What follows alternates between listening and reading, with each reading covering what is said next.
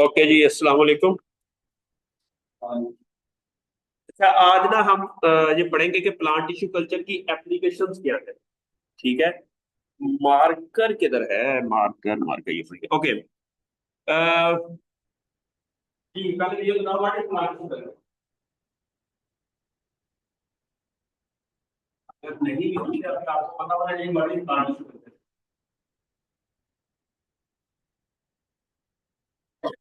बाकी बच्चे किधर हैं? ओके। अच्छा, प्लांट टिश्यू कल्चर क्या होता है कि इसके अंदर हम ना प्लांट को ग्रो करते हैं under sterile in vitro condition. कहाँ? Under sterile in vitro condition. In vitro condition होती है कि अंडर लैब कंडीशन या अंडर कंट्रोल कंडीशन। ठीक है। स्टीराइल का मतलब ये होता है कि ऐसी इन्वायरमेंट जो कि स्टीराइल हो, यहां पर कोई पैथोजन ना हो, जहां पर कोई पैथोजन ना हो। और दूसरा ये होता है कि प्लांट टिश्यू कल्चर ये होता है कि ये एक दो तरह की प्रोपेगेशन होती है। एक होती है सेक्सुअल प्रोपेगेशन, एक होती है एसेक्सुअल प्रोपेगेशन। जो सेक्सुअल प्रोपेगेशन उसकी होती है, उसके अंदर हम सीड के थ्रू प्रोपेगेट करते हैं, जिसके अंदर रिप्रोडक्टिव पार्ट। ठीक है। यहां पर एसेक्सुअल प्रोपेगेशन है। ये क्या है? It's a type of asexual propagation. It mean इसकी डेफिनेशन में क्या आ गई कि asexual type of asexual propagation है। इन विट्रो ग्रो करते हैं इसके अंदर पौधों को, और अंडर स्टीराइल कंडीशन।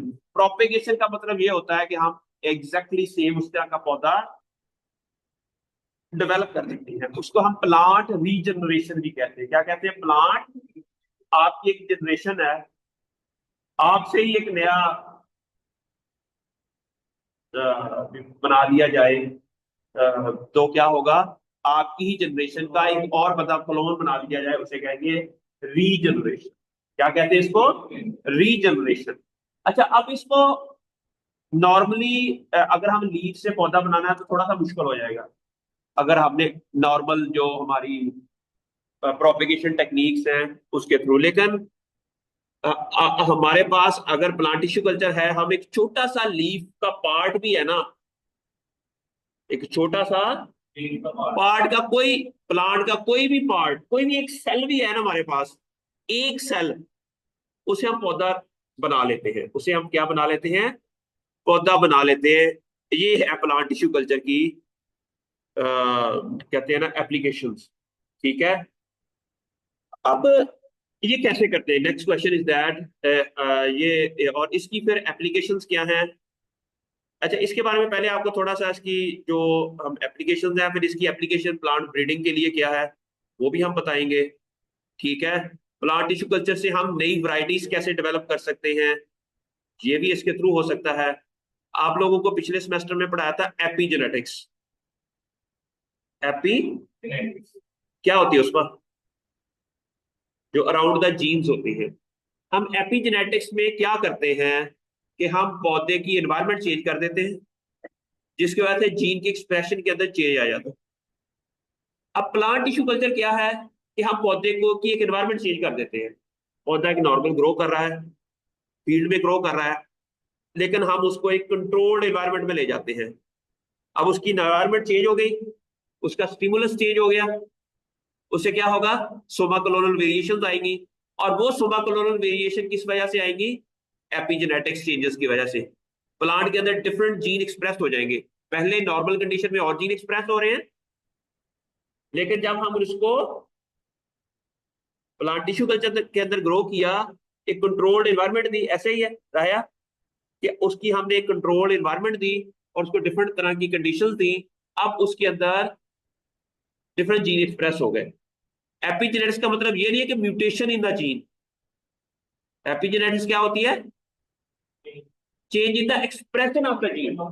ये नहीं कि आप दोनों में से कोई मर गया, ऐसा नहीं है। समटाइम ये ज्यादा हो रही है, इसको एनवायरनमेंट बल्कि ये कोल्ड एनवायरनमेंट के फैक्टर फॉर्म करती है। यहाँ पर कोल्ड एनवायरनमेंट था तो उसका रिश्ता अच्छा हो रही है, लेकिन बाद में हॉट एनवायरनमेंट आया, हीट आई, तो बाद में हीट वेव को कमाल कर देती है। ठीक है। तो अब बाकी चेतना परफॉर्म नहीं होता। समझ आ रही है आपको? लेकिन ये मरे नहीं है कोई। डॉर्मेंसी में चले गए हैं लेकिन मरे नहीं है, ठीक है।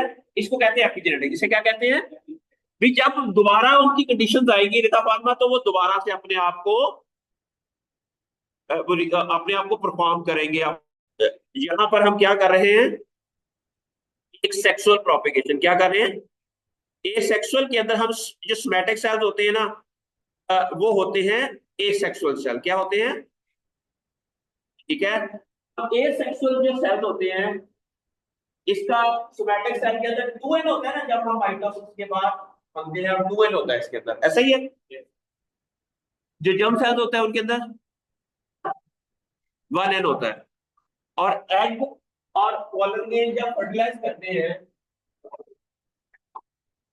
तो 2n प्रोड्यूस हो जाता है और जाइगोट बन जाता है। जाइगोट से क्या बनता है फिर, एम्ब्रियो बनता है। जाइगोट से क्या बनता है, और जाइगोट से एम्ब्रियो बनने के प्रोसेस को कहते हैं जाइगोटिक एम्ब्रियोजेनेसिस। क्या कहते हैं, ऐसा ही है। जब जाइगोट बनता है, जाइगोट से क्या बनता है, एम्ब्रियो, और उस एम्ब्रियो को हम मिनी सीड कहते हैं, या सीड कहते हैं उसको, मिनी प्लांट्स कहते हैं। और उससे आगे जब हम उसको जर्मिनेट करवाते हैं, जब पॉलन ग्रेन और एग आपस में मिलते हैं, तो क्या बनता है, जाइगोट। और उस जाइगोट को सीड के अंदर एक ऐसी एनवायरनमेंट मिलती है, ओव्यूल के अंदर एक ऐसी एनवायरनमेंट मिलती है, उसके अंदर ऑक्सीजन होता है, उसके अंदर साइटोकाइनिन होती है, उसके अंदर डिफरेंट न्यूट्रिएंट्स होते हैं। और वो उसको क्या करते हैं कि सोमैटिक एम्ब्रियोजेनेसिस की तरफ ले, नहीं जाइगोटिक एम्ब्रियोजेनेसिस की तरफ। अच्छा, अगर हम जाइगोट जो कि 2n है, सोमैटिक सेल क्या होते हैं, वो भी 2n होते हैं। जो सोमैटिक सेल्स होते हैं वो तो पॉलन ग्रेन का एग, और एग जब आप फर्टिलाइज करते हैं वो दोनों 1n होते हैं, ऐसे ही है ना, मयोसिस होती है उनके अंदर। अच्छा, अब सोमैटिक सेल भी 2n है। अगर हम सोमैटिक सेल को भी वही इन्वायरमेंट दें जो उस जाइगोट को दी जाती है, तो एम्ब्रियो बन जाएगा। उसे कहते हैं सोमैटिक एम्ब्रियोजेनेसिस। उसे क्या कहते हैं, और somatic embryogenesis is a plant tissue culture. Definition क्या हो गई, सोमैटिक एम्ब्रियोजेनेसिस, हम एक सोमैटिक सेल्स वो कौन सा हो सकता है, अदर देन जर्म सेल, सारे सोमैटिक सेल्स हैं। लीफ का सेल, रूट का सेल, शूट का cell, meristematic cells, phloem cells, xylem cell, ये सारे के सारे क्या हैं, सोमैटिक सेल्स। इनको भी अगर हम सेम वो एनवायरनमेंट दें जो एक जाइगोट को दी जाती है, तो क्या होगा, उससे भी एम्ब्रियो बन जाएगा। और उस एम्ब्रियो से प्लोमियोल और रेडिकल निकलेगा, और हमारा एक पौधा तैयार हो जाएगा। इसे पौधे की रीजनरेशन कहते हैं। क्या कहते हैं, प्लांट रीजनरेशन। इसमें प्लांट टिश्यू कल्चर को हम प्लांट रीजनरेशन भी कहते हैं। प्लांट और somatic embryogenesis is a type of plant regeneration या प्लांट टिश्यू कल्चर।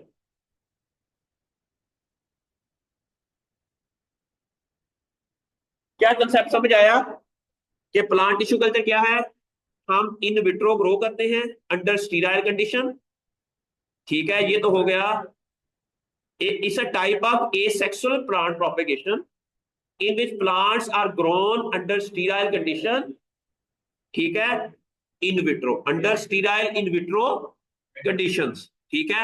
इसकी डिफरेंट टाइप्स हैं, उनमें से एक टाइप है सोमैटिक एम्ब्रियोजेनेसिस। सोमैटिक एम्ब्रियोजेनेसिस में हम किसी भी सोमैटिक सेल्स को वही एनवायरनमेंट देते हैं जो एक जाइगोट को दी जाती है, और वो लेकर वो हम अंडर आर्टिफिशियल कंडीशन देते हैं। फर्ज किया, सोमैटिक सेल से जब एम्ब्रियो बनता है तो उसके अंदर ऑक्सीजन होती है, साइटोकाइनेंस होती है, उसकी एक खास रेशो होती है, उसकी एक खास, ये नहीं है कि अन्यवा नहीं, हमने एक चीज ऑप्टिमाइज करनी होती है।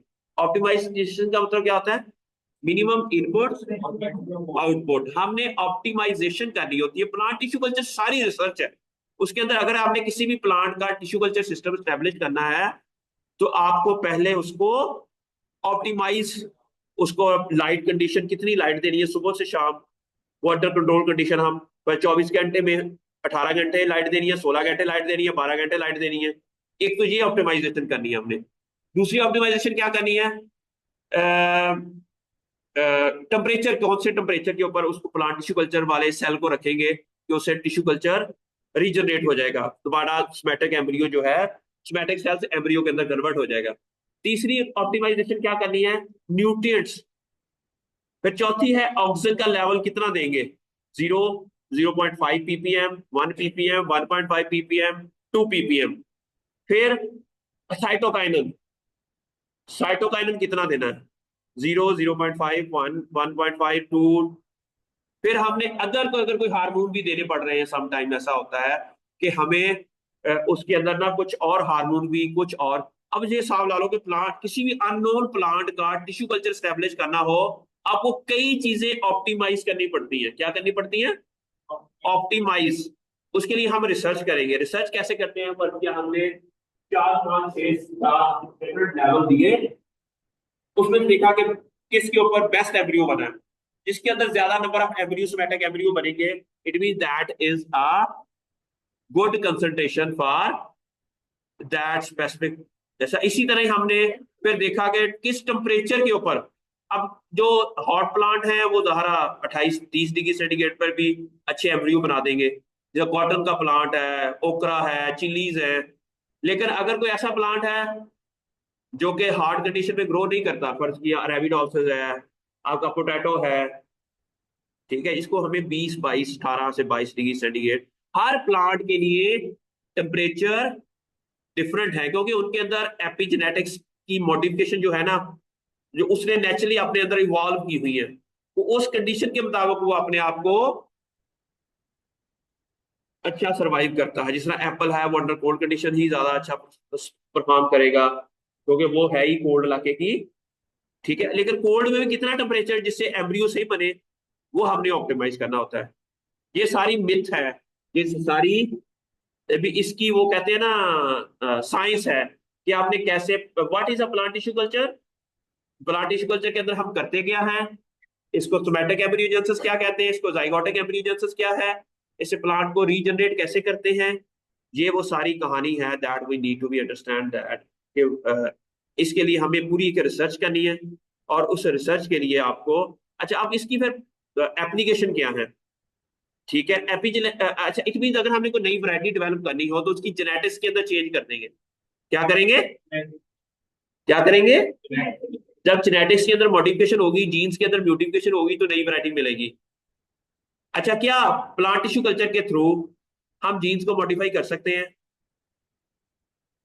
चेंज कर सकते हैं, यस, ठीक है। अगर हमने कोई जीन ट्रांसफर करना है पौधे के अंदर, हम चाहते हैं कि टोमेटो के अंदर एक जीन है जो कि या आपका कॉटन के अंदर एक जीन है जिसकी वजह से वो हीट टॉलरेंट बन जाते हैं, उसका पॉलन ग्रेन हीट के दौरान डेड नहीं होता। लेकिन टोमेटो का पौधा हीट के अंदर जो पॉलन ग्रेन है ना, वो हीट के दौरान डेड हो जाता है, जिसकी वजह से फर्टिलाइजेशन नहीं होती, हमारा फ्रूट सेट कम होता है। अब हमने वो जीन आइडेंटिफाई किया कॉटन के अंदर, उसको वहां से पीसीआर करके आइसोलेट किया, फिर उसको ट्रांसफर कर दिया टोमेटो के अंदर। प्लांट के अंदर टोमेटो के अंदर ट्रांसफॉर्मेशन करनी है तो आपको टिश्यू कल्चर के थ्रू ही करनी पड़ेगी। आपने उसके सोमैटिक सेल लेने हैं, उसके अंदर वो बैक्टीरिया वो जीन गन लेनी है, उससे बम्बार्ड करेंगे, और वो जीन आपके टिश्यू कल्चर सेल के अंदर चला जाएगा। उसी सेल को हम रीजनरेट कराएंगे, तो हमारा जो नया पौधा होगा उसके अंदर वो जीन आइडेंटिफाई हो जाएगा और ट्रांसफर हो जाएगा। इस तरह डिफरेंट मेथड्स हैं, इसके ऊपर मैं डिटेल आपको हर आगे आगे कमिंग लेक्चर्स में बताऊंगा कि कैसे हम प्लांट के जीन को ट्रांसफर कर सकते हैं from one plant to another plant, या फ्रॉम बैक्टीरिया का जीन है उसको प्लांट के अंदर ट्रांसफर करना है तो भी टिश्यू कल्चर के थ्रू होगा। This is the application of plant tissue culture in plant breeding, ठीक है। अच्छा अब है अब इस पर इसकी जो एप्लीकेशन उसके अंदर है क्लोनल प्रोपिगेशन। हम क्लोन किसे कहते हैं, एग्जैक्ट कॉपी। हम प्लांट की एग्जैक्ट कॉपी बना लेते हैं। अगर इवन स्पेटोक एम्ब्रियोजेंसिस के थ्रू भी हम क्या करते हैं कि एग्जैक्ट वही स्पेटिक सेल है, उससे एक नया पौधा बन जाता है, उसे हम कहते हैं एग्जैक्ट क्लोन बन जाता है, ठीक है। इसलिए इसको कहते हैं क्लोनल प्रोपिगेशन और माइक्रो प्रोपिगेशन। अच्छा माइक्रो प्रोपिगेशन और प्लांट टिश्यू कल्चर में क्या फर्क है,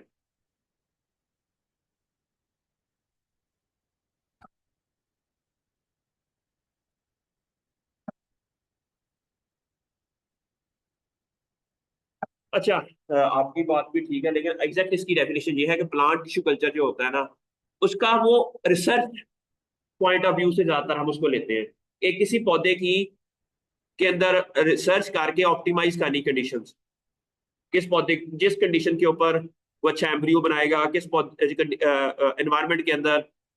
अच्छा, जब पता चल जाए कि 25 डिग्री सेंटीग्रेड, 16 घंटे लाइट, 8 घंटे डार्कनेस, इतनी ड्यूरेशन, ये न्यूट्रिएंट चाहिए, इतनी ऑक्सीजन की कंसंट्रेशन चाहिए, इतनी साइटोप्लाज्म, जब पता चल जाए, ये सारा कुछ पता चल जाए और हम पौधा रीजनरेट कर लें, अब हमारे को ऑर्डर आ जाता है कि यार मुझे ना बनाना के 50,000 पौधे भेजो डिजीज फ्री, जो कि टिश्यू कल्चर के थ्रू। तो अब इसको हम कहेंगे कमर्शियल स्केल के ऊपर। अब आपने अपनी फैक्ट्री लगा ली, आपने अपनी एक फैक्ट्री टिश्यू कल्चर लैब बना ली और वहां पर पौधे ग्रो कर रहे हैं, और पूरे पाकिस्तान में जितने जहां भी पोटैटो ग्रोअर्स हैं या बनाना ग्रोअर्स हैं, उनको आपने disease free plant through tissue culture भेजने हैं। इसे कहते हैं माइक्रो प्रोपेगेशन।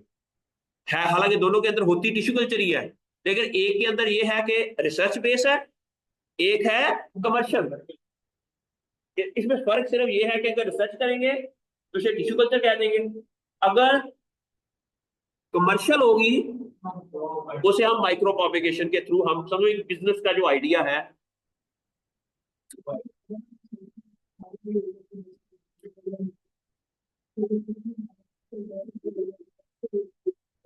उसके लिए ना फिर हम कई फैक्टर्स को इकट्ठे भी स्टडी कर सकते हैं।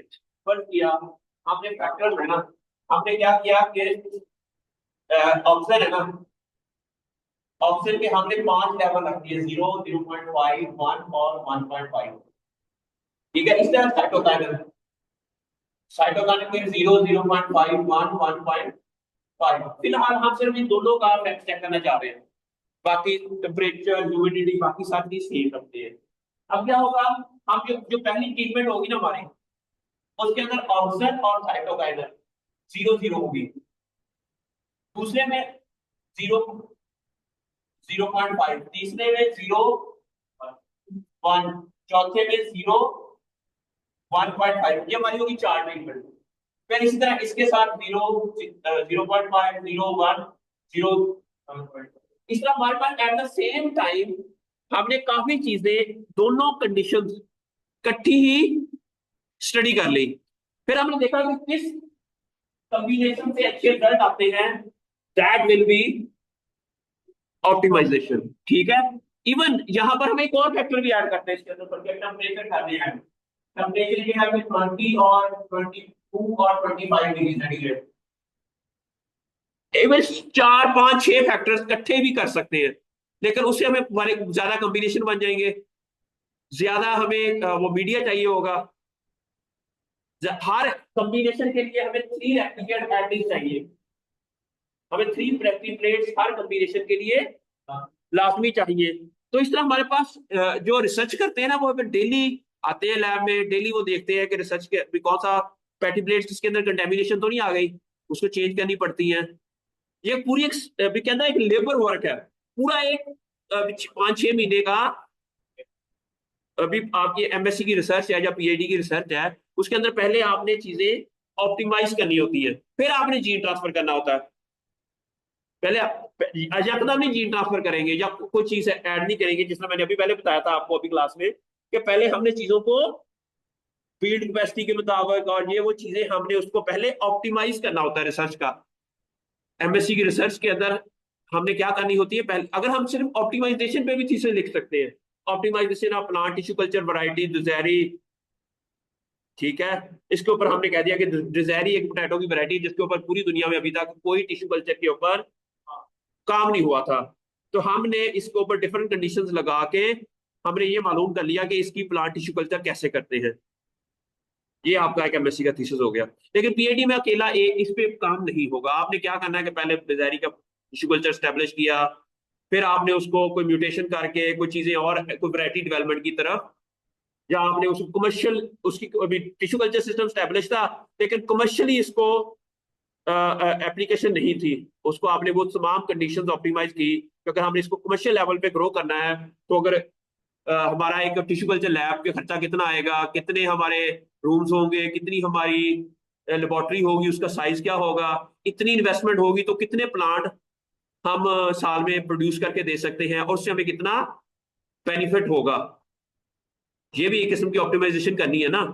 तो हमने फार्मर्स को कैसे वो कांटेक्ट करना है, कैसे हमने अपने बिजनेस को, इसमें थोड़ा सा बिजनेस टच भी आ जाएगा। ये भी अच्छा है कि आपने एक ऐसा रिसर्च की हुई थी आपकी एमएससी में, पीएचडी में, आपने उस रिसर्च को कमर्शलाइज कर दिया।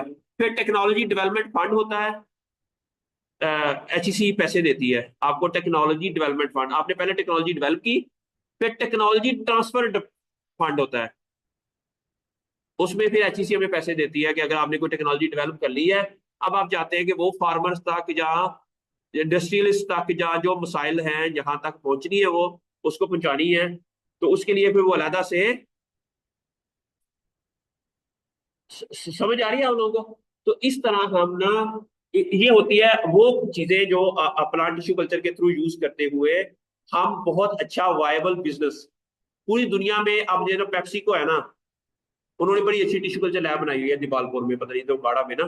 तो वहां पर वो जितने भी पोटैटो इनके ग्रो होते हैं वो सारे टिश्यू कल्चर के थ्रू ही, और वो उससे जो लेस बनती है, ये करते हैं वो करते हैं, ये सारी चीजें वो टिश्यू कल्चर के थ्रू ही इन्होंने ऑप्टिमाइज करते हैं टिश्यू। हालांकि ये काम करने के लिए हम पहले हॉलैंड से मंगवाते थे सारी चीजें, लेकिन still we are importing mini tubers from Holland या सीड्स। लेकिन पाकिस्तान में इसके ऊपर थोड़ा बहुत अब काम स्टार्ट हुआ है। इतना ज्यादा पोटेंशियल है इस पोटैटो टिश्यू कल्चर के अंदर कि अभी भी हम 90% अपने सीड बाहर से मंगवाते हैं, टिश्यू कल्चर के थ्रू सिर्फ को 10% हम। इट मीन्स दैट अगर आप सिर्फ पोटैटो में टिश्यू कल्चर पे काम करना शुरू कर दो ना, जो हम इतनी इंपोर्ट बाहर से मंगवा रहे हैं, क्यों हम पोटैटो का टिश्यू कल्चर क्यों करते हैं? डिजीज फ्री प्लांट प्रोड्यूस होता है। What does it mean? नहीं, डिजीज रेजिस्टेंट और होता है, डिजीज फ्री और होता है। डिजीज फ्री का मतलब ये होता है कि जब हम एक सीड लगाते हैं ना, सीड से प्रोपेगेट करते हैं, फील्ड के अंदर सीड लगाया, उसे जो नए ट्यूबर बनेंगे ना, क्योंकि बहुत ज्यादा इंसेक्ट का अटैक होता है फील्ड में, डिजीजेस का अटैक होता है, और हमारी साइल सारी की सारी फंगस के साथ इन्फेक्टेड है। हमारा ट्यूबर तो अच्छा बन जाता है, ट्यूबर का साइज भी बड़ा अच्छा बन जाता है, लेकिन वो ट्यूबर के अंदर पैथोजन आ जाते हैं। ट्यूबर के अंदर क्या आ जाते हैं? अच्छा, उस ट्यूबर को जब हम नेक्स्ट ईयर ग्रो करते हैं ना, वो पैथोजन क्रोनिक होते हैं। क्या होते हैं? और वो हमारी अगली फसल को तबाह कर देते हैं। उन पैथोजन में तो 45 तो वायरसेस रिपोर्टेड है जो पोटैटो में से है, जो ट्यूबर के थ्रू ट्रांसफर हो जाते हैं अगली जनरेशन में। इसलिए हमारी यील्ड उस साल तो अच्छी आ जाती है, नेक्स्ट ईयर ठीक है। तो इसका हल क्या है कि हर बार नए ट्यूबर बना मंगवाए जाए, और उसके लिए हम प्लांट पोटैटो का पौधा लेते हैं, उसको पहले स्कैरिफिकेशन स्ट्रेटिफिकेशन काफी कुछ करते हैं, फिर हम उसकी इंडेक्सिंग करते हैं। इंडेक्सिंग का मतलब उसमें से डिजीज सारी डिटेक्ट करते हैं। फिर हमारे पास एक मटेरियल तैयार होता है, फिर उस मटेरियल से आप सोमेटिक एम्ब्रियोजेनेसिस करते हैं, और वो जो पौधा प्रोड्यूस होता है, जो इनिशियली प्लांट टिश्यू कल्चर के अंदर प्रोड्यूस होता है, वो डिजीज फ्री हो जाता है। अब हमने वो जो मेन पौधा है ना, उसको संभाल के रख लिया, उसकी फिर कटिंग करके ना एक स्टेम ली, उसके नए एमएस मीडिया के ऊपर ग्रो किया, उसमें से नया पौधा, अब वो पौधा बनेगा, वो भी डिजीज फ्री होगा। अब आप उसको माइक्रो प्रोपेगेशन में ले गए, अब आपको दोबारा के स्पेटिक एप्लीकेशन की जरूरत नहीं, फिर से कटिंग ग्राफ्टिंग नहीं होती जिस नाम करते हैं। हमने स्टेम ले लिया, उसको टिश्यू कल्चर के अंदर ही ग्रो, उसके रूट्स बना लेनी है, शूट बना लेनी है, और वो सारा। अब हमारे पास माइक्रो प्रोपेगेशन की तरफ चले गए, अब हमारे पास मिनी ट्यूबर बनेंगे। जब मिनी ट्यूबर बनेंगे, उन ट्यूबर्स को आपने फार्मर्स को दे देना है, पौधा नहीं देना। पोटैटो के अंदर आपने उन मिनी ट्यूबर्स को, फार्मर्स जब देगा उसकी बम्पर क्रॉप होगी, लेकिन वो मिनी ट्यूबर से जब नेक्स्ट ईयर ट्यूबर बनेंगे ना, वो फिर डिजीज होंगे, फील्ड में चले गए हैं। इसीलिए हमें कंटिन्यूसली पोटैटो टिश्यू कल्चर की जरूरत है। अगर कोई बंदा अभी से आज से ये डिसाइड कर ले कि मैंने पोटैटो टिश्यू कल्चर के अंदर काम करना है, और मैंने इसकी एक लैब स्टेब्लिश करके मैंने उसको माइक्रो प्रोपेगेशन बिजनेस लेवल के ऊपर जाना है, लॉट ऑफ पोटेंशियल सिर्फ एक प्लांट के अंदर, पोटैटो के अंदर इतना ज्यादा पोटेंशियल है इंडिया की मैं आपको ना एक पूरी सक्सेस स्टोरी सुनाऊंगा जिसके अंदर उन्होंने बनाना के ऊपर बड़ी बड़ी जिस तरह ना कंपनीज स्टेब्लिश हो गई हैं। आप यूट्यूब पर वीडियो देखिएगा तो आपको लगेगा बनाना टिश्यू कल्चर इन इंडिया। और वो जो कंपनी है ना वो इंडिया की पता नहीं कोई 30 से 35 स्टेट्स को एक कंपनी वो सीडलिंग के थ्रू बनाना देती है और उससे उनकी 90% इंक्रीज हो गया बनाना प्रोडक्शन, 100% इंक्रीज हो गई है पहले की निस्बत, जब से टिश्यू कल्चर नहीं था। और अब टिश्यू कल्चर के बगैर जो नॉर्मल नर्सरी प्रैक्टिसेस होती है ना उसके अंदर हाइजीन नहीं होती। आपने पढ़ा होगा नर्सरी के बारे में कि उसके अंदर बहुत ज्यादा हाइजेनिक कंडीशंस नहीं होती। तो इसीलिए जो पोटैटो ये टिश्यू कल्चर है दैट्स वेरी गुड। इसकी एप्लीकेशंस हैं टिश्यू इसके अंदर ये आपने स्पेशली क्योंकि इसका काम ही सारा हॉर्टिकल्चर क्रॉप के अंदर है। क्योंकि ग्रानोमिक क्रॉप तो वैसे ही अपनी नहीं होती। एग्रोनॉमिक क्रॉप और हॉर्टिकल्चर क्रॉप में फर्क क्या होता है उसमें? अब उसमें ये होता है कि एग्रोनॉमिक क्रॉप की प्रोपिगेशन इस तरह करी, ख्याल इस तरह करी, सॉरी फातिमा बैठी है। अच्छा, एग्रोनॉमिक क्रॉप में हम जो केयर करते हैं ना बच्चों का ऐसे करते हैं जैसे किसी और के बच्चे लेके पाते हैं, ठीक है। हॉर्टिकल्चर क्रॉप के अंदर किस तरह केयर करते हैं बच्चों के, जिस तरह अपने बच्चे होते हैं है? नाजुक होते हैं, नाजुक मजाज होते हैं क्योंकि इनको ऊपर डिजीज बहुत ज्यादा आती है, इनकी एलर्जी बहुत हो जाती है इनको बहुत जल्दी है।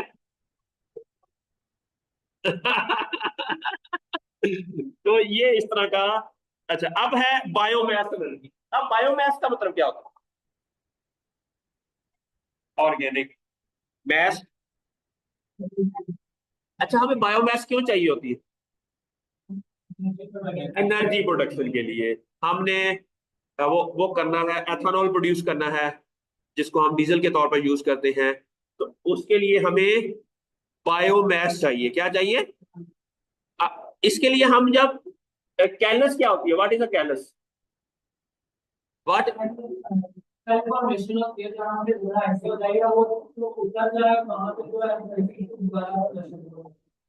हाँ।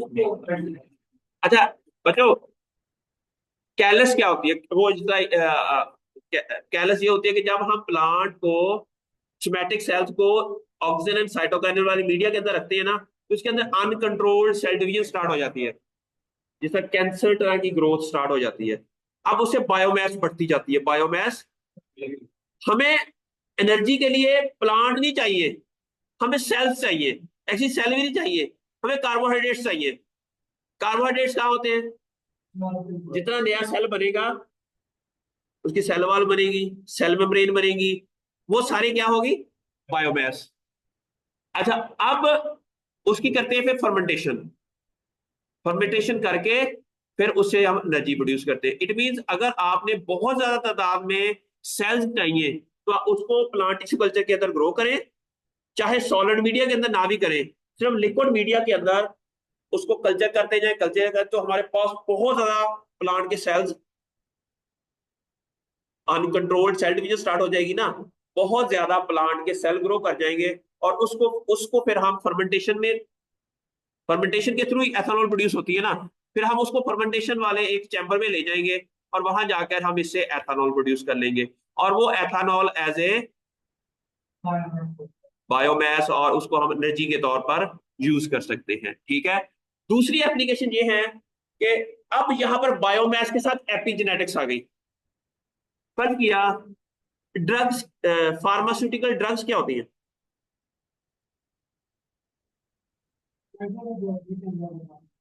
अच्छा, अभी मैं बताता हूँ। अभी आगे आ गया सेकेंडरी मेटाबोलाइट्स। रहता है फातिमा।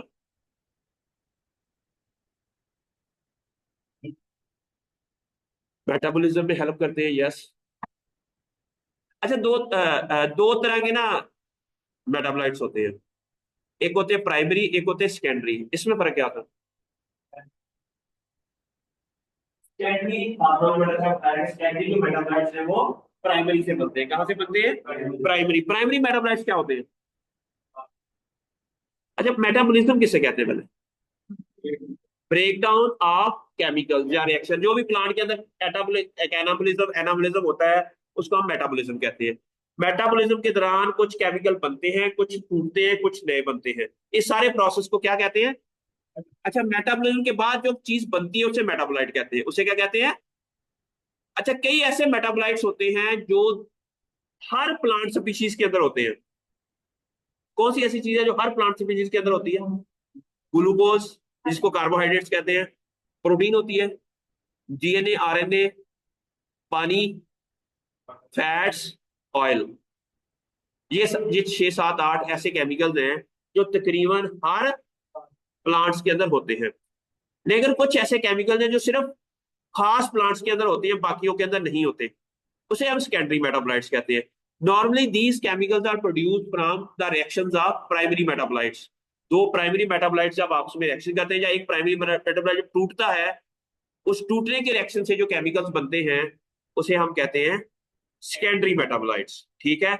अब जो सेकेंडरी मेटाबोलाइट्स हैं, दे एक्ट एज ड्रग्स। जो हम मेडिसिन खाते हैं, क्विना जो हम, जैसे मलेरिया की, ये सारी मेडिसिन प्लांट से प्रोड्यूस होती है। ठीक है। अच्छा, अब उन प्लांट से प्रोड्यूस करने के लिए हमें क्या चाहिए?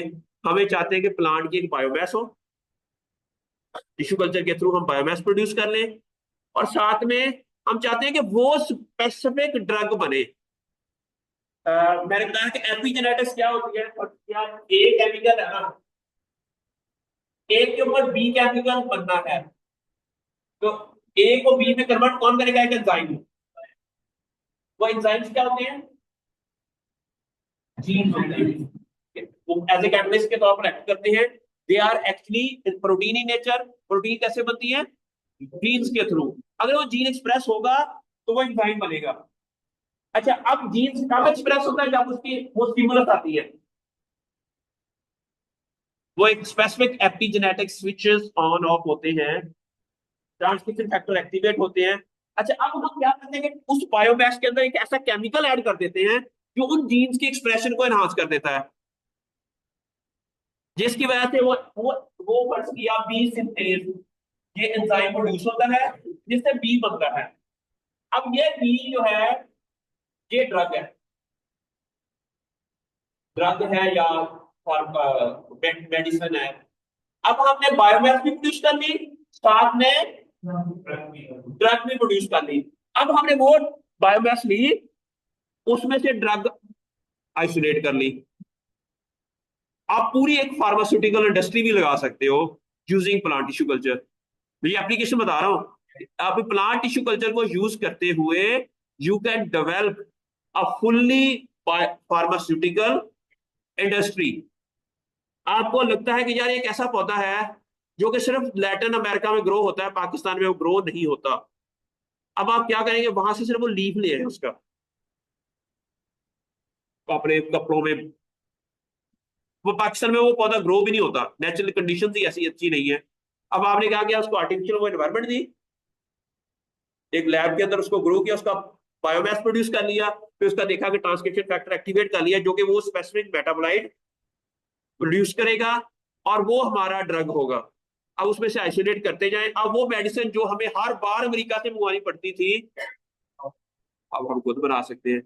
ये इतनी बड़ी ज़ाहिर है, आप इसमें अकेला टिश्यू कल्चर नहीं है, इसके अंदर ज़ाहिर है आपको एक फार्मासिस्ट भी रखना, या एक केमिस्ट रखना पड़ेगा, या अगर आपको केमिस्ट्री भी आती है खुद, या एक इंजीनियर भी रखना पड़ेगा, वो जो सारी इन वो टिश्यू कल्चर लैब के अंदर वो जो मशीनरीज हैं, ग्रीन हाउसेस बनाने हैं, या ये चीजें वो बायो रिएक्टर्स बनाने हैं, उसकी एक खास काइनेटिक एनर्जी, इसके अंदर केमिस्ट्री भी इन्वॉल्व है ना। अब कितना वो जो सेल्स हैं वो कल्चर होंगे, कितनी स्पीड से होंगे, इसके अंदर काइनेटिक्स ऐसे ही है ना। सेल डिवाइड हो रहे हैं, उसकी हमें एक पूरी कैलकुलेशन चाहिए होती है कि कौन सा मीडिया डालेंगे तो कितने सेल डिवाइड होंगे और कितने बायोमास बनेगा। इसके अंदर सारी वो केमिस्ट्री और मैथमेटिक्स भी इन्वॉल्व है थोड़ी सी। मेरी बात की समझ आ रही है आपको? तो आपको इतना ज़ाहिर है जब आप टिश्यू कल्चर सीख जाते हो, आपको ये चीजें बड़ी आसानी है, सेकेंडरी है, बहुत आसानी से ये चीजें। बायो रिएक्टर्स, इसको क्या कहते हैं? Bio reactors. एक बायो का एक कोई रिएक्टर होता है जिसके अंदर बायोलॉजिकल जो सैंपल्स हैं वो रिएक्शन करके नई बायोमास प्रोड्यूस कर रहे हैं। हम फंगस को भी कल्चर करते हैं बायो रिएक्टर्स के अंदर, हम इकोलाई को कल्चर करते हैं। हम इसको एलजी को कल्चर करते हैं, प्लांट्स को कल्चर करते हैं, उसको क्या कहते हैं? बायोरिएक्टर्स। क्या है? बायोरिएक्टर्स होते हैं, वो प्लांट टिश्यू कल्चर की ही मॉडिफिकेशन है। एडवांस थोड़ी सी लैब हम कह सकते हैं, उसके अंदर तमाम चीजें कंट्रोल्ड होती हैं, ह्यूमिडिटी ये वो, और बड़ा उसके अंदर सिस्टम लगा होता है। लेकिन उसके अंदर वो सारी उन्होंने ना पूरी उसकी केमिस्ट्री, काइनेटिक्स, थर्मोडायनामिक्स, वो सारी कंट्रोल्ड होती है उसके अंदर। वो कितना केमिकल एक्शन हो रहा है, क्या हो रहा है, वो कितना बायोमास प्रोड्यूस होगा, कितनी उसके अंदर वो ड्रग प्रोड्यूस होगी, इतनी देर चलेगा तो इतने सेल्स बनेंगे, और इतने सेल्स के ऊपर इतने एंजाइम्स एक्ट करेंगे, और उससे हमें कितनी वो मेडिसिन प्रोड्यूस होगी। ये पूरी ज़ारा जब हम एज ए अभी हम, इसलिए मसला है ना हमारा कि हम एज ए बिजनेस के तौर पर नहीं देखते। हम जब पढ़ लेते हैं प्लांट टिश्यू बस, एक्चुअली हम हमें पढ़ने के साथ साथ उसका बिजनेस आइडिया और उसको कैसे लोग कंपनी कैसे चलाती हैं वो भी हमें पता होनी चाहिए। तब आपके जहन में वो बिजनेस आइडियाज आएंगे, तब आप अपने ना जहन को उस लेवल के ऊपर लेके जाएंगे। समझ आ गई? स्कैल्पिंग मेटाबोलाइट्स के बाद आ गई जेनेटिक वेरिएबिलिटी भी आती है। जब हम प्लांट टिश्यू कल्चर करते हैं तो साइटोकाइन और ऑक्सीजन इसके अंदर डालते हैं ना, तो सेल बहुत जल्दी डिवाइड होता है। What does it mean? जब एक चीज, फर्ज किया आप लोग यहाँ पे, आपको बहुत नॉर्मल कतार लगाए तो आप आसानी से रोल नंबर वाइज, लेकिन जब मैं कहूँगा 1 मिनट है जल्दी से कतार लगाओ, देयर इज अ पॉसिबिलिटी कि रोल नंबर 5 इधर आ जाए, 7 इधर आ जाए, तो म्यूटेशन हो जाए। क्या हो जाए? म्यूटेशन हो जाए। इस तरह सम टाइम ऐसी होती है कि जेनेटिक के अंदर वेरिएशंस आ जाती है, जीन्स के अंदर। एक तो सुपर क्लोनल वेरिएशन तो आती आती है एपिजेनेटिक्स, सम टाइम ऐसा भी होता है कोई जीन्स के अंदर भी म्यूटेशंस आ जाती हैं, और वो म्यूटेशन अगर अगली जनरेशन में चली जाए तो क्या हो जाता है कि नई वैरायटीज डेवलप करने में भी हमें, अच्छा इवन हम इसी टिश्यू कल्चर लैब के अंदर कुछ साथ म्यूटाजन ऐड कर दें, एथाइल मिथाइल सल्फेट, वो क्या करता है कि अंदर जाके म्यूटेशन काज कर दे, और उसी म्यूटेशन वो केमिकल्स होते हैं, वो फिर टिश्यू कल्चर के अंदर तो टिश्यू कल्चर कर रहे होते हैं, साथ में डीएनए के अंदर म्यूटेशन भी थोड़ी देर के लिए काज करते हैं। और वो म्यूटेशन अच्छी भी हो सकती है, बुरी भी हो सकती है। उसमें से जो अच्छी म्यूटेशन वाली चीजें होंगी वो हम उसको सिलेक्ट कर लेंगे, उसकी फिर सेल्फिंग कर करके 3-4 साल सेल्फिंग कर करके हम वो वैरायटी डेवलप कर लेंगे that has a most suitable for that specific character, या वो हम उसमें से करेक्टर्स को। समझ आ रही है आपको? ये प्लांट टिश्यू कल्चर के अंदर हम इतनी ज्यादा इनकी एप्लीकेशन है। अगला आ गया somatic embryogenesis and synthetic seed. जी अबाद, what is this somatic embryogenesis and synthetic seeds? पढ़ रहा। उसके बाद हम क्या करते हैं, उस सोमैटिक एम्ब्रियो को ना, फिर सोडियम एलिनेट एलिगनेट होता है, उस एम्ब्रियो को हम उसके साथ ट्रीट करते हैं ना, तो वो एम्ब्रियो के इर्द गिर्द सीड कोड बन जाता है। फिर हम उसको स्टोर कर लेते हैं। जब हमें 1-2 साल बाद एम्ब्रियो को ग्रो करना हो तो हम उसको सॉइल के अंदर, ठीक है, नॉर्मली हम डायरेक्ट ही रीजनरेशन करवा लेते हैं, उसकी डायरेक्ट ही जर्मिनेशन करवा लेते हैं टिश्यू कल्चर के अंदर ही। लेकिन इसको अगर हमने स्टोर करना हो तब भी हम इसको कर सकते हैं, डिजीज फ्री सीड एम्ब्रियो हमारे पास जो सीड बन जाएगा। अगला आगे डोरमेंसी को ब्रेक कर सकते हैं। क्या मतलब डोरमेंसी क्या होती है?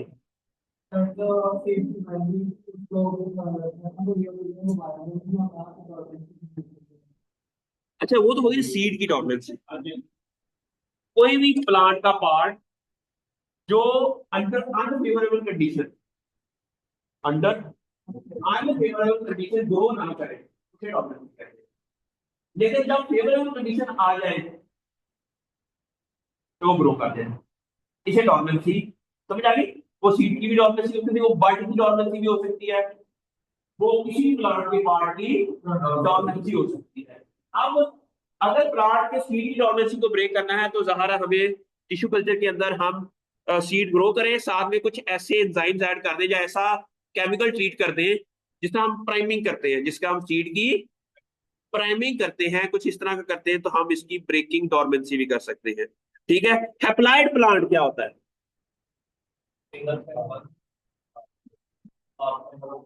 हाफ नंबर ऑफ प्लांट्स क्या मतलब n नंबर ऑफ सेल्स हो, हर सेल का नंबर 1n हो, वो कैसे ग्रो करेंगे? सिंगल सेल में तो 2n होता है। हम क्या करेंगे कि हम पॉलन ग्रेन लेंगे, उसके अंदर क्या होगा 1n, उसको टिश्यू कल्चर के अंदर ग्रो करेंगे, सिंपल। उससे जो प्लांट बनेगा ना उसके अंदर 1n होगा। फर्ज किया अगर किसी प्लांट का 2n 18 है ना, अगर 1n क्या होगा 9, 9 क्रोमोसोम वाला जो सेल होगा ना, उसी को प्लांट के टिश्यू कल्चर मीडिया के अंदर रख देंगे और वो उसके अंदर माइटोसिस स्टार्ट हो जाएगी। उसके अंदर क्या स्टार्ट हो जाएगी, और उससे जो नया सेल बनेगा उसके अंदर दोनों के अंदर 9 सेल्स होंगे, 9 क्रोमोसोम्स होंगे, और उसे पूरा प्लांट नया बन जाएगा, और वो सारा एक सेट ऑफ क्रोमोसोम्स होगा उन सबके अंदर, हर सेल के अंदर एक सेट ऑफ क्रोमोसोम होगा और वो हैप्लॉइड होगा। और हैप्लॉइड सेल वाला प्लांट की एप्लीकेशंस क्या होंगी, इसे हम बहुत एप्लीकेशन कर सकते हैं। हम हाइब्रिड सीड प्रोड्यूस करते हैं, दो हैप्लॉइड सेल्स वाले प्लांट को हम लेते हैं, बाद में उसका क्रॉस करवाते हैं। जब क्रॉस करवाते हैं तो दोनों के अंदर हम जो प्लांट प्रोड्यूस होगा वो होगा हाइब्रिड सीड होगा। वो उसके मैं बाद में डिटेल में आपको बता दूंगा। सिस्टमैटिक हाइब्रिड्स ऑलरेडी मैंने बता दिए, ट्रांसजेनिक प्लांट ऑलरेडी बता दिया कि एक जीन हम एक जगह से लेते हैं, और ये सारी इसकी एप्लीकेशन प्लांट ब्रीडिंग के अंदर है। इसलिए टिश्यू कल्चर प्लांट ब्रीडिंग वालों को एक आना चाहिए। अगर किसी ने प्लांट टिश्यू कल्चर नहीं आता तो they can not be good in plant breeding, ठीक है। अच्छा, आगे आगे germ plasm conservation. Germ plasm क्या होता है?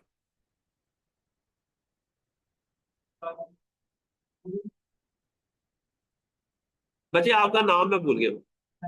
हैदर, हैदर बताएं what is germ plasm.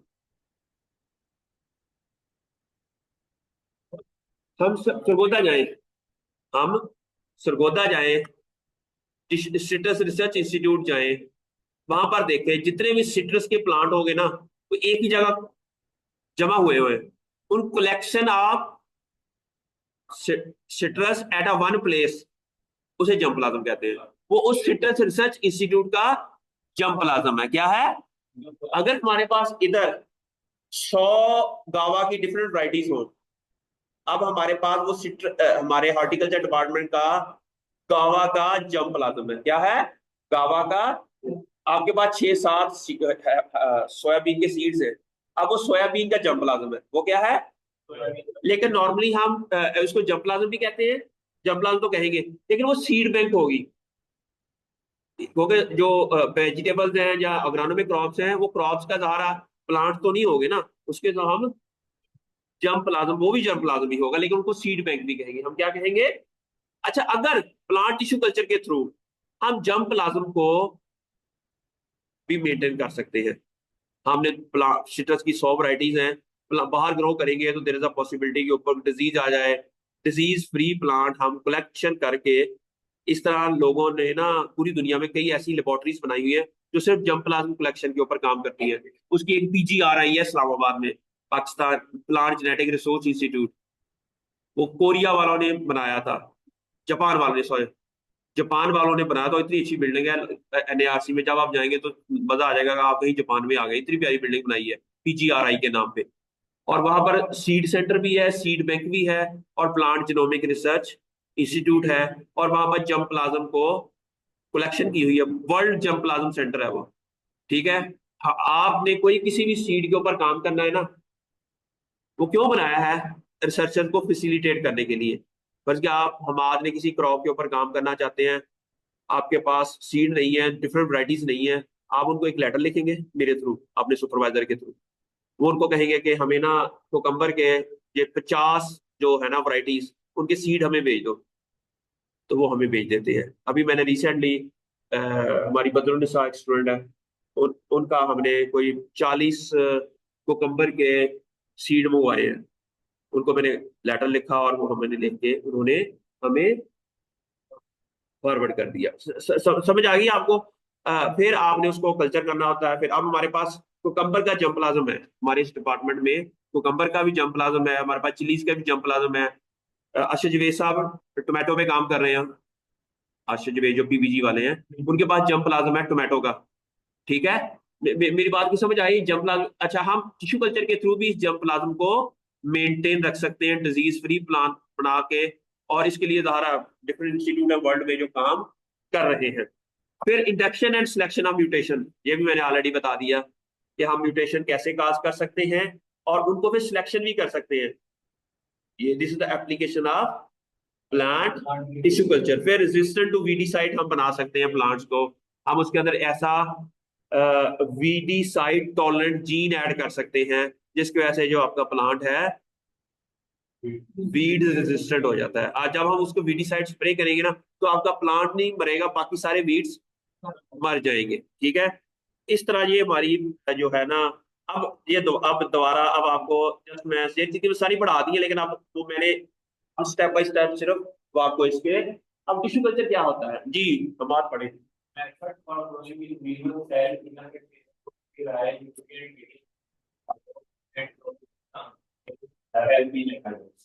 Environmental asexual propagation technique है जिसके अंदर हम न्यूट्रिएंट्स ऐड करते हैं, हार्मोन्स ऐड कर सकते हैं और उसे हम एक टिश्यू कल्चर लैब के अंदर मीडिया के अंदर अंडर स्टेराइल कंडीशन ऑफ पौधों को ग्रो करते हैं।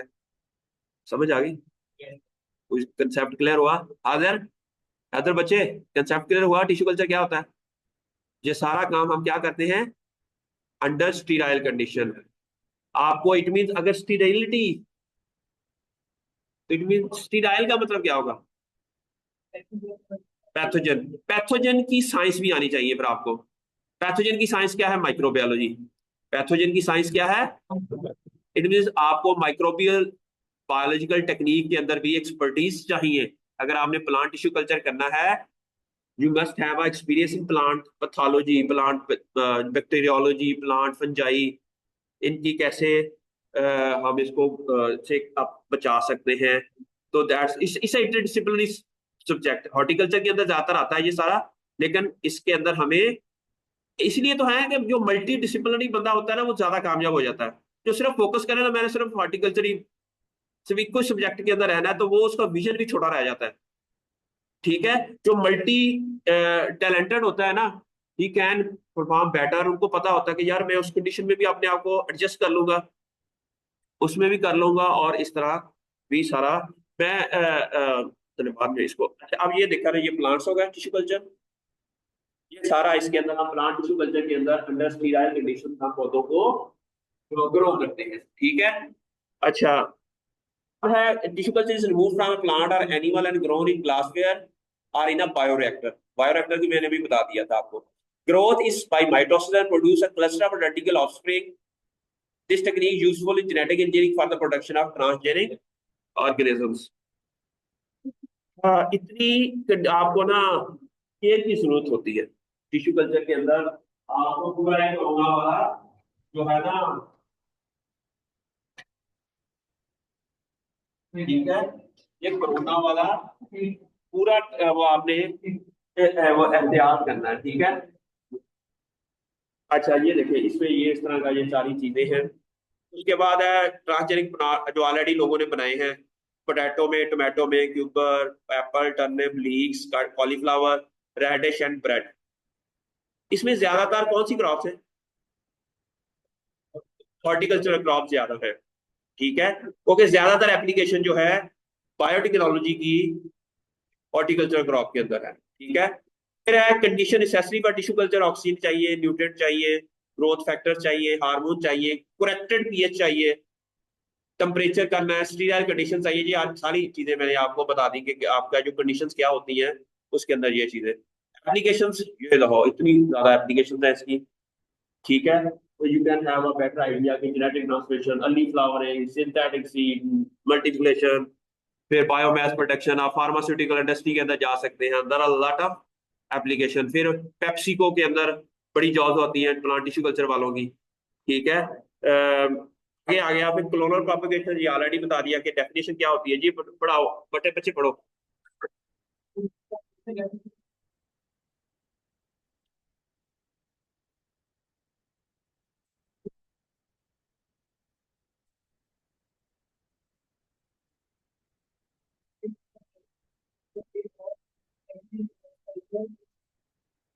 इन विट्रो हम इसका ना टिश्यू कल्चर करते हैं और उससे हम ये सेल्स लेते हैं। अच्छा ये जो रूट के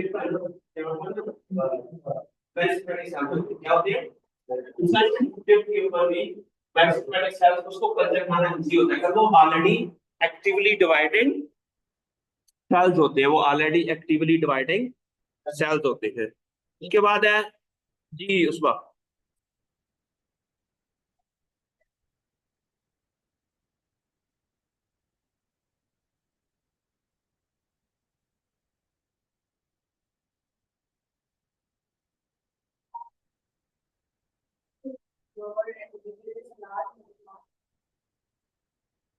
इसके थ्रू हम प्लांट्स को ग्रो कर सकते हैं even there is no season.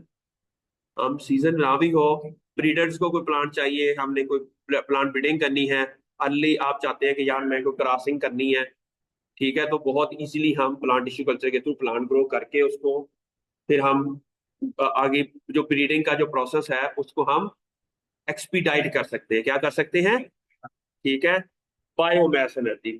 Ji Rida Fatima Naqvi.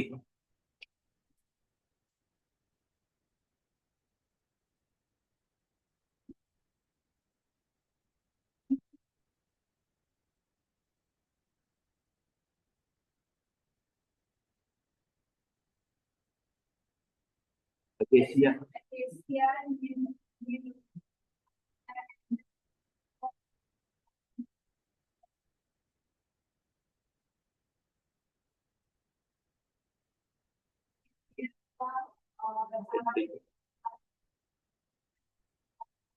Biomass energy production, आप ये सारा बहुत ज्यादा यूज होता है कि अगर आपने बायोमास प्रोड्यूस करनी है तो इसको हम कमर्शलाइजेशन कर सकते हैं। रीन्यूएबल सोर्स ऑफ एनर्जी जो कौन सी है, ये वो सारी, ठीक है। हम इवन प्लांट शुगर केन को यूज कर सकते हैं, हमारा जटरूफा प्लांट है, ठीक है, सेकेंडरी मेटाबोलाइट्स। जी फातिमा।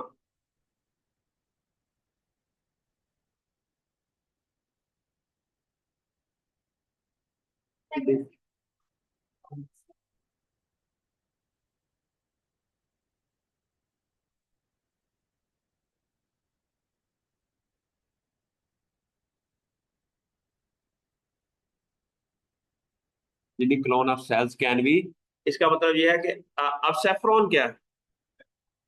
कलरिंग एजेंट है। जाफरान का इस तरह डिफरेंट।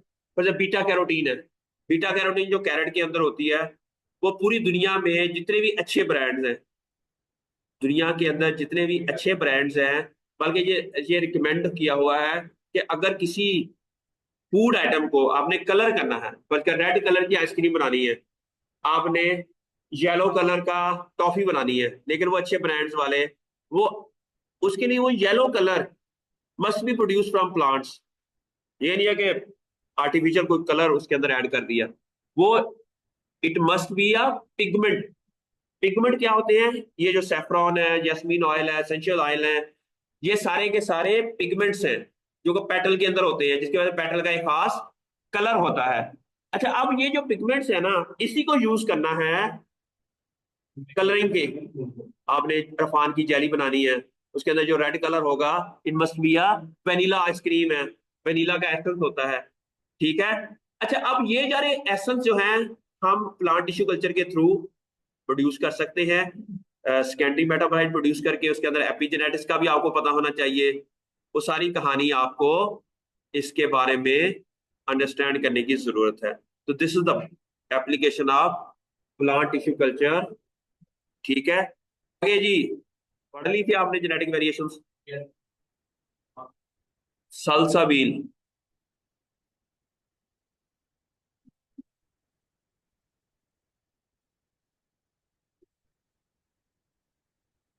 अच्छा, अब ये क्वेश्चन, इस बंदर को वो पता चला कि ये सिस्मोला सोमा कलोनियल मिडीज कहते हैं, ये जो लर्कोनेट्स वो हमारी जिंदगी क्यों नहीं आया कि ये सोमा कलोनियल हो सकती है? एक बंदा फ्लावरिंग के ऊपर काम करना स्टार्ट किया उसने। वो कहता है यार मैंने कुछ पौधे देखे हैं जो सिर्फ सर्दियों में फ्लावरिंग देते हैं, कुछ पौधे जो सिर्फ गर्मियों में फ्लावरिंग देते हैं। ये इनोवेशन थी, ये सोच इनोवेशन थी। उसने ऑब्जर्व किया कि कुछ पौधे सिर्फ गर्मियों में फ्लावरिंग देते हैं। उससे पहले कभी किसी ने नहीं सोचा था। उसने किताब लिख दी, वो नेचर में पब्लिश होगी। सिंपल आइडिया क्या है, पहली बार दुनिया में आइडिया आया कि एक बंदे ने सोचा कि कुछ पौधे सिर्फ, और अच्छा अब फिर उस पे साइंटिस्ट ने सोचना शुरू कर दिया, जो सर्दियों में फ्लावरिंग देते हैं वो सर्दियों में क्यों देते हैं। इनोवेशन के बाद एक और इनोवेशन, अगर आप कोई फिर लिख देता है ये प्लांट सर्दियों में ग्रो करते हैं, ये इनोवेशन ना होती, क्योंकि ऑलरेडी इनोवेशन आ चुकी थी। अब उसके अंदर इनोवेशन क्या होनी थी, एक पौधा सर्दियों में फ्लावरिंग देता है तो सर्दियों में ही क्यों देता है, इसके ऊपर रिसर्च की। फिर गर्मियों में क्यों देता है, उसकी वजह तलाश की। क्या हम सर्दियों के पौधों को गर्मियों में अब अगली इनोवेशन, उसमें से अगली इनोवेशन आई कि क्या सर्दियों के पौधों को हम गर्मियों में फ्लावरिंग ला सकते हैं। जी एक नई इनोवेशन थी। इनोवेशन किसे कहते हैं, पहले कभी किसी ने उस तरह का सोचा हो। फिर देखा कि ओके कुछ प्लांट एनुअल होते हैं, कुछ बाइनियल होते हैं, कुछ पेरिनियल होते हैं।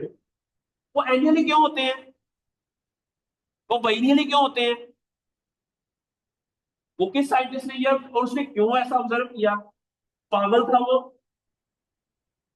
हमारे लिए मुसीबतें छोड़ गया। अच्छा फिर देखा कि क्या हम एनुअल को पेरिनियल बना सकते हैं, पेरिनियल को एनुअल बना सकते हैं। यस, अब यहां तक पहुंच गया है। अब एनुअल से पेरिनियल, पेरिनियल से एनुअल बनाने के लिए ऐसा क्यों करना चाहिए, हम नेचर के खिलाफ जा रहे हैं। हम तो कहते हैं कि अल्लाह ताला ने जब उसको पेरिनियल बनाया है तो हम कौन होते हैं, लेकिन अल्लाह ताला ने ये क्या है वालों की निशानी है। अल्लाह ताला ने आपको इजाजत दी है कि उसको पेरिनियल से एनुअल की तरफ स्टडी करो। ऐसा क्यों होता है, ये इनोवेशन है। आपकी जिंदगी में डेली एक आइडिया आना चाहिए। जो मेरा स्टूडेंट है वो डेली सोचता है ये उस वक्त क्यों बैठी है यहाँ, ये यहाँ क्यों नहीं बैठी। ठीक है, ये क्या है, इनोवेशन, मोटिवेशन। इनोवेशन आती है मोटिवेशन से। मोटिवेशन का मतलब यह है कि आप कोई सोचते हो वो काम हो जाता है, आपको अप्रिसिएशन मिल जाती है, आपको उसका रिवार्ड मिल जाता है, तो आपके अंदर अप्रिसिएशन आ जाती है। अप्रिसिएशन से भी इनोवेशन आती है मेरे लिहाज से। अप्रिसिएशन से फिर आप नया सोचते हो, अच्छा मुझे और अप्रिसिएशन मिलेगी, क्योंकि इंसान भूखा होता है अप्रिसिएशन का। ऐसे ही है? यही बात है ना।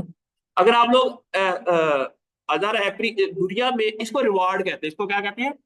और पाकिस्तान में जब कोई अच्छा काम करता है उसको रिवार्ड नहीं ना मिलता, फिर नहीं करता, इसलिए पाकिस्तान पीछे है। हमने ये सोचा हुआ कि यार ये तो सिर्फ ना पैसे कमाने के लिए ये काम करता है। हमने उल्टा समझाया हुआ लोगों को, यार एक बंदा मेहनत करता है उसको रिवार्ड दो, वो इसलिए मेहनत कर रहा है ना। ये इंसान की, पहले तो हमें इंसानी साइकोलॉजी को समझना चाहिए ना। इंसान क्या चाहता है, इंसान सुकून चाहता है, जिंदगी अच्छे से गुजारे, वो अच्छा पढ़े, सैरें भी करे। लेकिन ये कैसे होगा, जब उसको रिवार्ड मिलेगा, मेहनत करेगा, मेहनत करेगा रिवार्ड मिलेगा। और वो, ये हम इस तरीके से अगर इस कौम के बारे में सोचे ना, हर बंदे को उसका हक दिया जाए, रिवार्ड दिया जाए, काम किया जाए, और फिर उसको अप्रिसिएशन दी जाए, तो हम तरक्की। और ये काम अमेरिका में, कनाडा में, ये वो यहाँ हर जगह होता है। हम इधर वेस्टर्नाइज तो हो जाते हैं, उस तरह की अजीब अजीब जी पुठिया जी इंग्लिश ना बोलते हैं, पुठे जे कपड़े तो पा लेने हैं, लेकिन असी उन्होंने जो वैल्यूज है वो नहीं अपनाते। हम सिर्फ उनकी ना जो गलत आते हैं वो अपनाई हुई है। ऐसे ही है, ठीक है। जो हमारी अच्छी आदतें हैं वो उन्होंने अपनाई हुई है, उन्होंने हमारी गलत आदतें नहीं अपनाई हुई। ठीक है। तो अब ये ऐसा उन्होंने कैसे कर ली, वो इतनी नेशन डेवलप कैसे हो गई, इसके ऊपर भी रिसर्च करने की जरूरत है।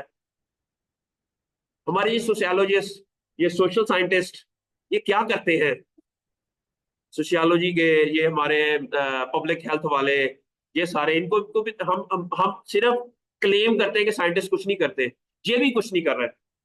ये लोगों को उस तरह का साइंटिस्ट तब अच्छा बनेगा जब वो सोशली मॉरली अच्छा होगा। उसको पता होगा यार ये मैं इतनी मेहनत करूंगा मुझे इतना रिवार्ड मिलेगा। मैं अगर मुझे जितनी मेरी मेहनत उससे ज्यादा मुझे शायद मिलेगी ना, तो वो गलत होगा। ये कौन बताएगा? सोशियोलॉजिस्ट। ऐसे ही है, जो साइंटिस्ट ने तो नहीं बताना ना, ये तो बताना है, ये इस्लामिक स्कॉलर्स ने बताना है, जो इस्लामिक स्टडी वाले हैं इन्होंने बताना है हमें, सोशियोलॉजी वालों ने बताना है हमें, बाकी चीजों ने बताना है। ठीक हो गया। आगे आ गया जी, ये देखो ये ऑर्किड है। ये ऑर्किड है, पटूनिया है। ये पटूनिया के अंदर, पटूनिया में डिफरेंट वेरिएशन इन कलर। ठीक है, सोमा कलोनल वेरिएशन आ गई है। सोमा कलोनल वेरिएशन, ये देखो ना, एक प्लांट के डिफरेंट कलर आ गए हैं, इसे जाना है। बस ये लास्ट रह गया। फिर सोमैटिक एमब्रियोजेनेसिस है, is an artificial process in which the plants are embryo derived from a single somatic cells है। अच्छा ये देखे ना, डिफरेंट सोमैटिक एम्ब्रियोज बनते हैं। चले, मैं इसको बाकी मैं बाद में पढ़ा दूंगा। अप्लाइड प्लांट है, सोमैटिक एम्ब्रियोज है, सोमैटिक हाइब्रिडाइजेशन है, lot of plants. We live in a world our question creates है, क्या मतलब? Question answers, questions answers, questions answers. Hopefully you enjoy today's lecture.